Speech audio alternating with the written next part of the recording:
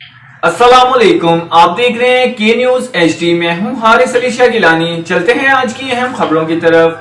मुल्की और गैर मुल्की ताज़ा तरीन खबरों से बाखबर रहिए और हमारा चैनल ज्वाइन कीजिए। लिए चलूंगी साहिवाल, जहां से रिपोर्ट कर रहे हैं हमारे नुमाइंदे राना सुहेल।